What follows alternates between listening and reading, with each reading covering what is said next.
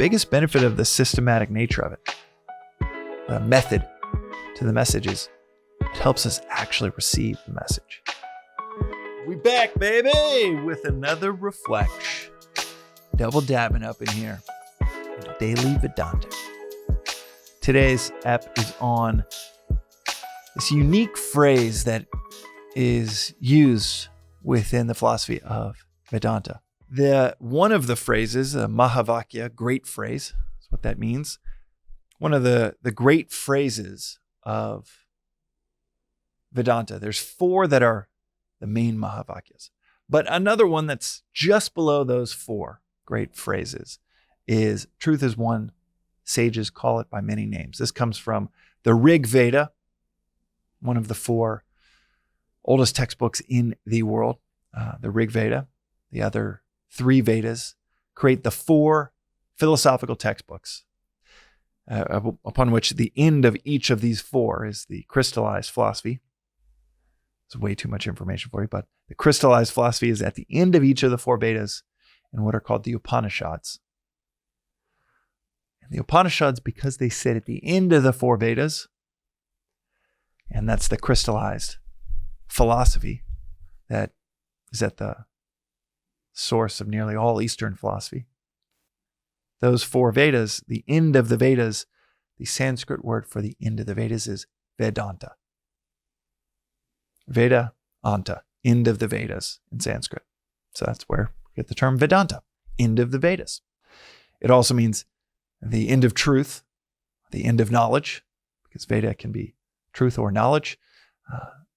So it is chronologically at the end of the book, but it's also of each of the books, but it's also symbolically the culmination of knowledge. And it is so wild to see something outlined.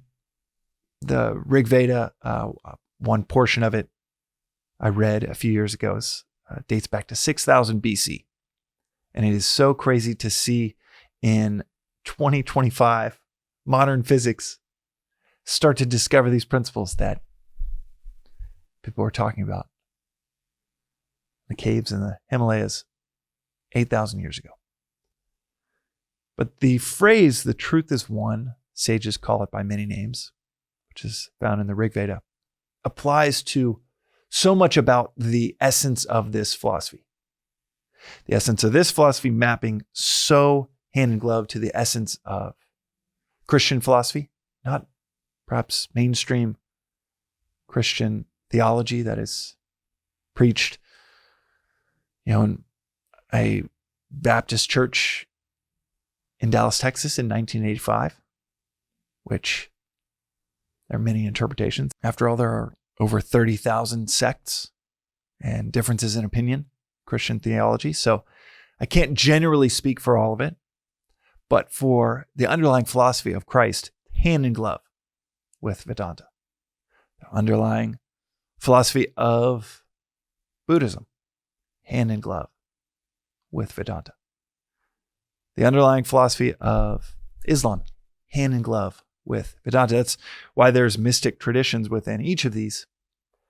Jewish Kabbalism, Christian mysticism, Islamic Sufism. You have the adage that goes, Buddhism is Hinduism made for export. Hinduism is the layers and layers and layers of culture and ritual on top of the crystallized philosophy that sits at the seat of it within Vedanta. And it is a philosophical approach to living life well. But between all of the similarities, there are a handful of insightful wisdom traditions that nail on truths, articulated in their own way. As the phrase goes, truth is one, sages call it by many names. Sages might call it by various names with various approaches and articulations of the truth, the capital T, truth. I will take a sidebar and say that the truth is an experience. It's not in words. So capital T, truth, is an experience. But in all of our efforts towards getting to the truth, getting to that experience of what is, getting out of our way, losing our misconceptions of what is to find the truth of what is. Some traditions touch on the truths, articulate the truths, but they don't have the method of getting there. In other words, they have the message, and the sages that might be the prophets or the embodiment of God, the heart of that tradition, might have the message, but not the method. Now, many of them do have methods, brilliant methods. And within Vedanta, you probably heard me say there are as many routes to God. Within the philosophy of Vedanta, there are as many routes to the divine as there are people on earth. Everybody's wired differently. This applies to 1 in 10,000 people that find this type of approach, philosophical, inquisitive approach. It really applies to 1 in 10,000. Most people do not find this stuff interesting. People's eyes glaze over whenever I toss out a little hook to see if it's interesting to them at some startup dinner or conference or dinner with friends. And the best we can do is offer little hooks, knowing that 1 in 10,000 will actually find this interesting.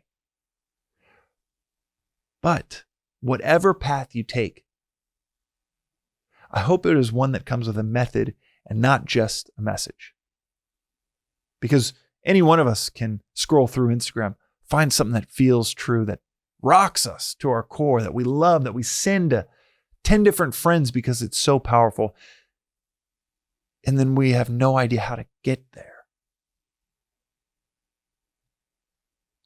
Reading The Power of Now, discussing, even understanding the power of being present.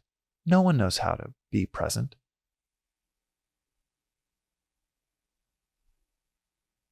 Nine out of 10 or 99 out of 100 that talk about being present have no idea how to get there.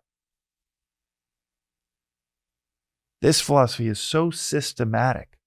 I can't speak for, I'm not a scholar on all philosophical traditions, but I can say one of my favorite aspects of Vedanta is that this philosophy is so damn systematic that if you read Vedanta treatise, the magnum opus of my teacher, our teacher, Swami Parthasarathi, out of 65 years of teaching, basically, he's the first to tell you, just read that book. You could dive into so many different areas within Vedanta, but it is one of the only compendiums beginning to end of the whole philosophy in one text that's very easy to read. So he was a lawyer by trade, and before that he's a Shakespearean scholar. So it is so well written, so simplistically, there's nothing woo about it whatsoever. It's so rational. Most rational philosophical spiritual text I've ever come across. The systematic nature of that book, or the systematic nature of the 3-year course that anyone can sign up for. Same course that I do every morning that I've done on the 4th cycle of it. And the systematic nature of the texts that it goes through, the arc of each year, of each subsection, it's so systematic that you just wake up in 6 months and instead of a bunch of platitudes or a bunch of self-help books that you forget, you can't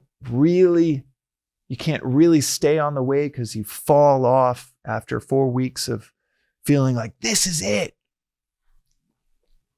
This is totally different. This is like, you're like, I think it's working. I think, yeah, it sounds really rational. And it's really fascinating concepts and a great articulation of kind of the trouble that I find myself getting into over and over again. Yeah, it's just sounds really rational. It sounds really helpful. And then you wake up in 6 months. You're like, man, my life has gotten a lot easier. Wow, I don't make the mistakes I used to. Wow, I really saved myself from a whole lot of turmoil that I would have maybe reactively gotten myself into 6 months prior. And that's because of this silent but profound systematic nature, the way that this philosophy is outlined. And Vedanta treatise, got 4 copies of it right there because I give it out so often. that's like a 4-hour, 5-hour read. The best way to read it would be just start with the first 2 or 3 pages, see if it speaks to you. The best way to read it is 2 or 3 pages at a time, but I know there are a lot of ambitious knowledge seekers out there that they want the whole lay of the land before they start to reflect deeply on it, and that's totally okay. You can spend a Saturday, Sunday afternoon going through the whole text, get the whole philosophy, and then go through it 2 or 3 pages at a time. The biggest benefit of the systematic nature of it, the method to the message, is it helps us actually receive the message.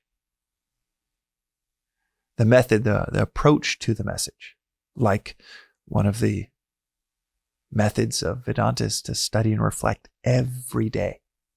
10, 15 minutes. Like I said yesterday, it could be Socrates, it could be St. Augustine, could be Vedanta treatise, but 10 to 15 minutes every day. That's part of the explicit outline methodology that growing up in a Roman Catholic household, never heard method outside of go to church every Sunday and tithe 10% of your income. That was kind of the method. Go to confession every 6-8 weeks. But that method never really worked for me. It didn't work for my family. Did not seem to work for the community around me. This is a method that builds a lot of momentum over time. Or within a few months, you're like, it's like going to the gym. You're like, I'm getting a lot stronger. This is working. And I'm not overextending myself. I'm not burning out. I'm not getting hurt by going to the gym and doing things the wrong way. I'm just continuously getting stronger. And that is the benefit of having the message and the method in the same philosophy. That's today's reflection on the daily Vedantic.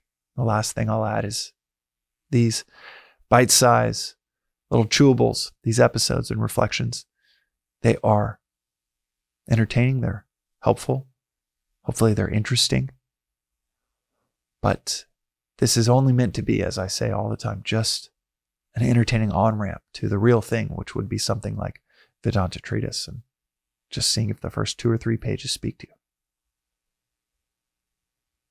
So that is where this whole project fits in. It is not systematic in nature.